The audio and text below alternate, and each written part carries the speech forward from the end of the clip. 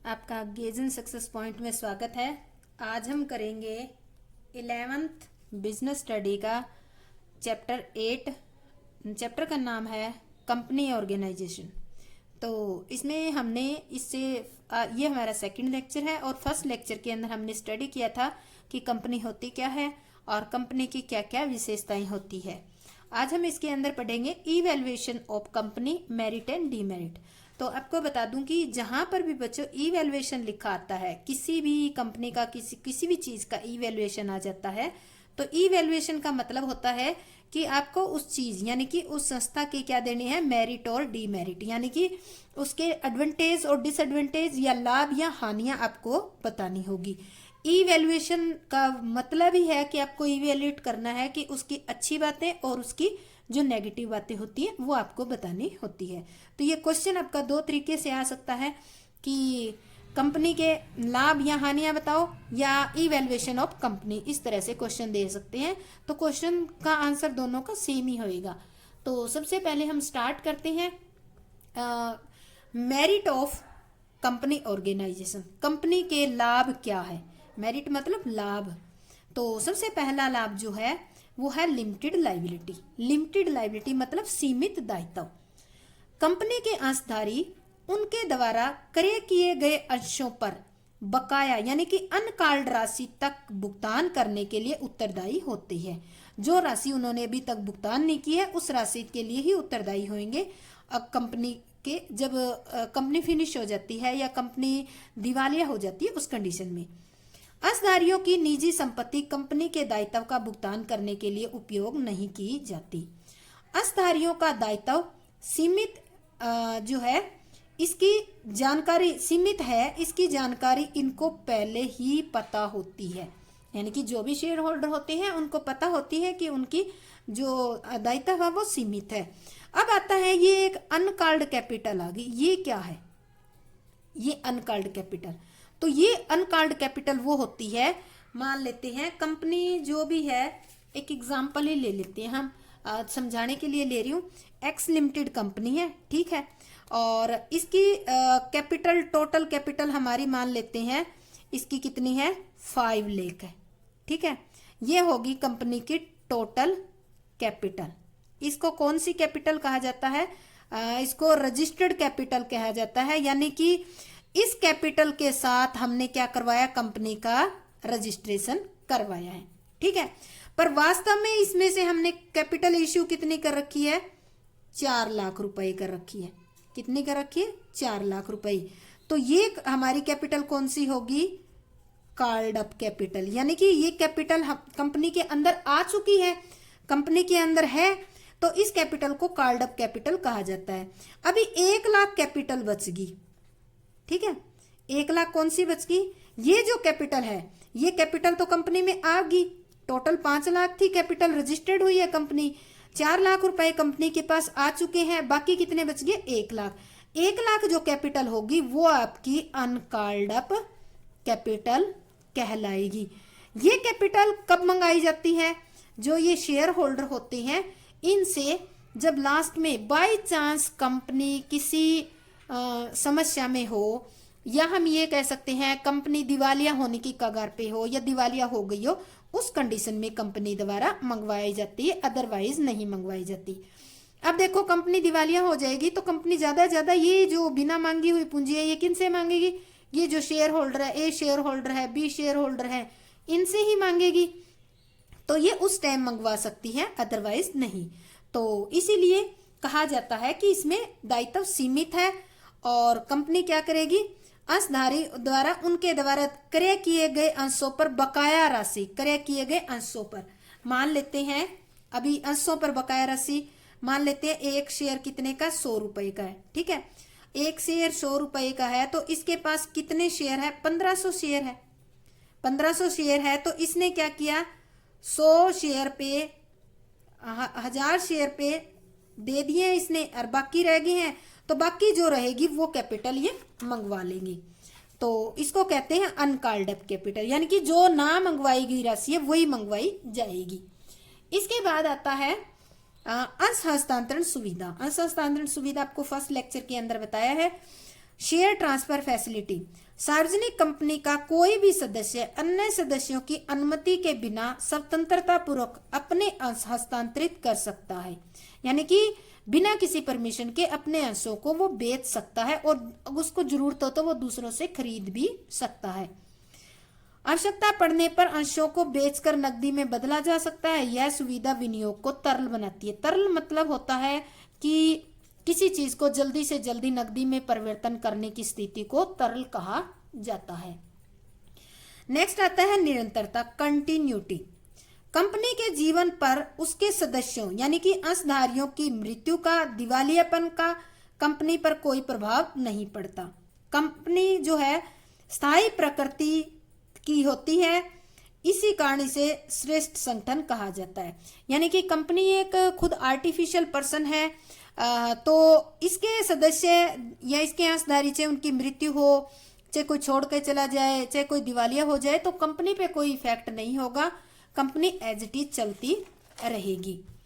Next आता है इसका एडवांटेज है विकास एवं विस्तार की संभावनाएं, scope of growth and expansion.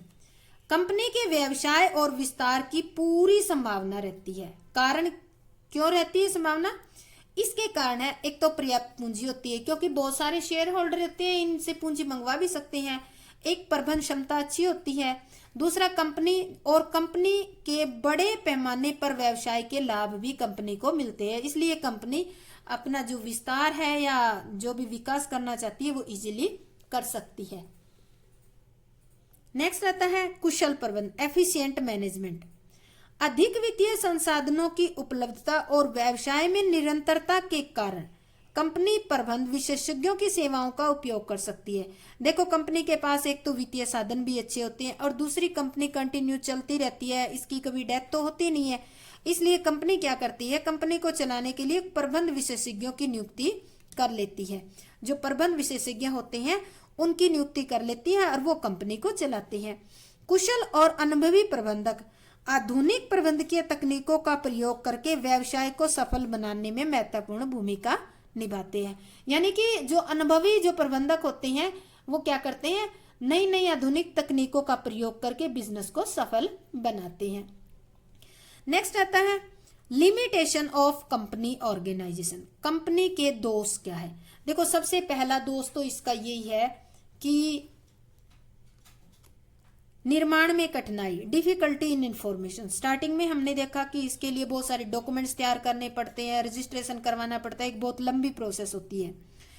Company का निर्माण करना अपने आप में बहुत ही कठिन और खर्चीला कार्य है। इसके कारण इसके निर्माण के लिए अनेक प्रलेख, अनेक डॉक्यूमेंट्स तैयार करने होती है और उन्हें रजिस्ट्रार कार्यालय में भेजने पड़ते हैं। इन कानूनी औपचारिकताओं में बहुत सारा समय लग जाता है और बहुत सारा धन लग जाता है। यानी कि इसका क्या करवाना पड़ेगा, रजिस्ट्रेशन कराने के लिए आपको पहले कई सारे डॉक्यूमेंट्स तैयार करने हैं, उन डॉक्यूमेंट्स को रजिस्ट्रार ऑफिस में भेजना है, वहां भी टाइम लगता है। तो इस प्रोसेस पे बहुत सारा टाइम भी लग जाता है और पैसा भी खर्च हो जाता है, इस कारण इसको कठिन बताया गया है। नेक्स्ट है गोपनीयता का अभाव, लैक ऑफ सीक्रेसी। एक सार्वजनिक कंपनी को अपने खातों को प्रकाशित करना होता है और अनेक महत्वपूर्ण दस्तावेजों की प्रतियां रजिस्ट्रार कार्यालय में भेजनी पड़ती है। वहां पर उस रजिस्ट्रार कार्यालय में कोई भी व्यक्ति फीस देकर देख सकता है। तो देखो, गोपनीयता तो है ही नहीं।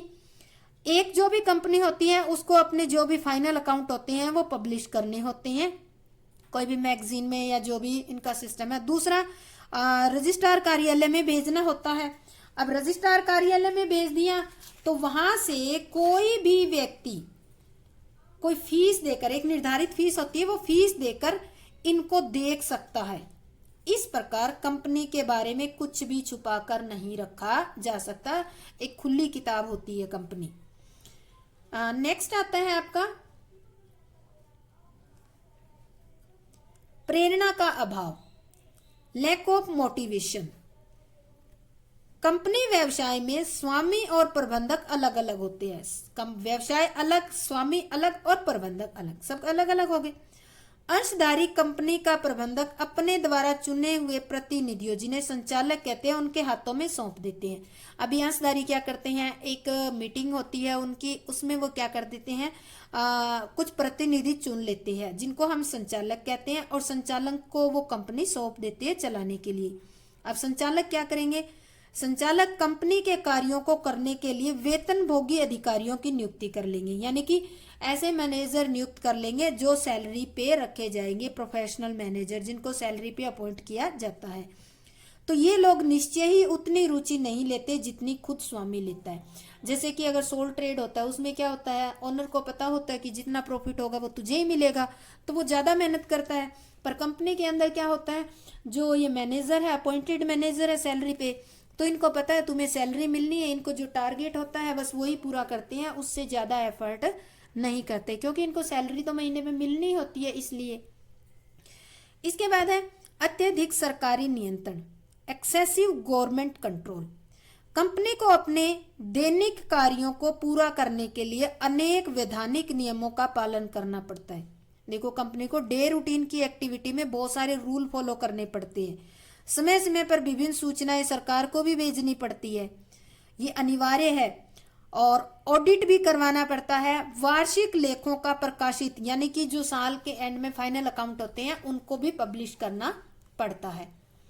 नेक्स्ट आता है निर्णय में देरी, डिले इन डिसीजन। कंपनी संगठन में निर्णय लेने के लिए सभाओं में प्रस्ताव पास करना पड़ता है। देखो, पहले तो आपको कोई सभा बुलानी पड़ेगी, फिर उसमें प्रस्ताव पास करोगे, उसके बाद डिसीजन होगा। तो इस प्रकार कंपनी में शीघ्र निर्णय लेना असंभव है, मुश्किल है ये काम तो। और निर्णय में देरी के कारण कई बार अच्छे अवसर भी हाथ से निकल जाते हैं, यानी कि अच्छे अच्छे अवसर होते हैं वो भी कई बार इस देरी की वजह से निकल जाते हैं। अगर डिसीजन टाइम पे नहीं हुआ तो वो अवसर भी हाथ से निकल जाएंगी। अलपतांत्रिक प्रबंध, वैधानिक रूप से इसको कहते हैं ओलिगार्ची मैनेजमेंट। वैधानिक रूप से कंपनी संगठन जनतांत्रिक प्रणाली पर आधारित है, परंतु यह केवल एक दिखावा है। कहने को तो कहते हैं कि जो संचालक होते हैं, प्रतिनिधि होते हैं, वो चुने जाते हैं, पर यह केवल दिखावा है। कहने को तो सभी अंशधारी मिलकर अपने प्रतिनिधियों का चुनाव करते हैं, लेकिन वास्तविकता यह है कि अधिकतर अंशधारी को तो ये भी नहीं पता होता कि कंपनी का ऑफिस कहाँ है। इस प्रकार कुछ लोग मनमानी भी करते हैं, यानी कि कुछ लोग अपनी मर्जी के जो व्यक्ति है वो नियुक्त कर लेते हैं। निवेश में संघर्ष, निवेश में संघर्ष का क्या होता है, निवेशकर्ताओं में संघर्ष, कॉन्फ्लिक्ट अमंग इन्वेस्टर, जो इन्वेस्ट करते हैं। कंपनी के मुख्य निवेशकों में दो आते हैं, एक तो अंशधारी आते हैं और एक ऋण पत्रधारी। अंशधारी वो होते हैं जो कंपनी के मालिक होते हैं, ऋण पत्रधारी वो होते हैं जिन्होंने कंपनी को उधार पैसा दे रखा है। अंशधारी चाहते हैं कि उन्हें अधिक से अधिक लाभांश, यानी कि लाभ का अधिक से अधिक हिस्सा मिले, जबकि ऋण पत्रधारी चाहते हैं कि अधिक से अधिक रिजर्व में रखे। रिजर्व में रखेगी तो देखो उनका जो उन्होंने जो लोन दे रखा है, जो पैसे दे रखे हैं वो सुरक्षित रहेगा। तो इस प्रकार जो डिवेंचर होल्डर है, ऋण पत्रधारी हैं, वो चाहते हैं कि ज्यादा ज्यादा रिजर्व में रखे। तो इस प्रकार अंशधारी और संचालक मंडल और श्रमिकों में लगातार झगड़ा होता रहता है, आपस में कन्फ्लिक्ट हो जाता है इस बारे में, प्रॉफिट के डिवीजन के बारे में। नेक्स्ट आता है कंक्लूजन। कंपनी संगठन की अनेक सीमाओं के बाद भी इसकी बहुत लोकप्रियता है। इसकी देखो, इसकी कई सारी सीमाएं पड़ी है, इसके बाद भी इसकी लोकप्रियता है। कंपनी संगठन के दोषों के बारे में कहा जाता है कि इसके जितने भी दोष हैं ये उन लोगों की कमियां हैं जो इनकी स्थापना करते हैं, चलाने वालों की नहीं। यानी कि स्टार्टिंग में अगर कोई कमी रह जाती है तो इस जो स्टार्टिंग में रूल बनते हैं या जो सेट होता है उसी के अकॉर्डिंग ही आगे कंपनी चलती है, तो ये उसकी कमी की वजह से ही ये कमियां हो जाती हैं। तो बच्चों, आपको अगर ये लेक्चर अच्छा लगा है, समझ आया है, तो मेरे चैनल को लाइक, शेयर और सब्सक्राइब जरूर करें। जय हिंद।